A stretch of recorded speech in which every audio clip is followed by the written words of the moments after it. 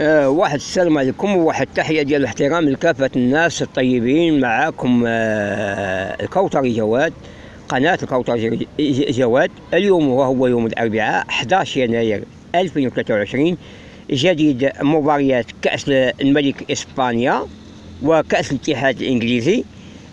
سوف تكون هذا المساء تمام الساعة 7 مساء مباراة ريال مدريد وفالنسيا، والساعة 8 مساء مقابلة ساوثهامبتون ومانشستر سيتي. ظهور قناة جديدة على قمر الأوتيسات سعود درجة سقط روبرت سعود. سنتحدث الآن حاليا على قناة ليكيب الفرنسية التي لا تبتعد على قمر النيلسات سوى بنصف سنتيم في جهة الشرق، وتشتغل على أجهزة الملتي ستريم التي تفعل خاصية البث بالصورة وبالكلام.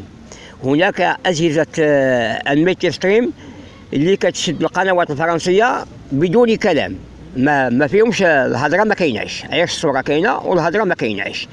إذن أنصح بأجهزة جيدة، صوت وصورة.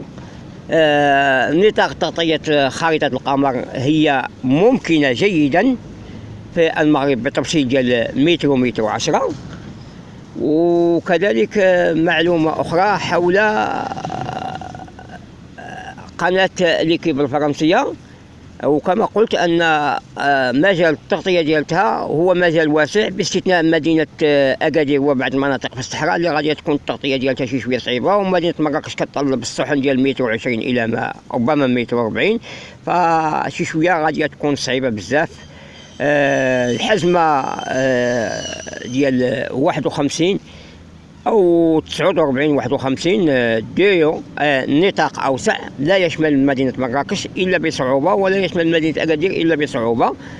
المباراة غادية تكون عند 7 مساء ما بين ريال مدريد وفالنسيا. بخصوص قناة نوف، القناة الجديدة التي ظهرت يوم 27 في شهر 12 2023 على قمر الأوتيسات 9 درجة شرق، هي بدورها سوف تعمل على نقل مباراة ريال مدريد وفالنسيا عند 7 مساء. وهناك قناة أخرى تحمل اسم نوف في نفس التردد سوف تعمل على نقل مباراة ساوثهامبتون ومانشستر سيتي، وترددها وهو 12466 أفقي على 41950، وتشتغل على أجهزة الملتي ستريم الحقيقية البث الأرضي.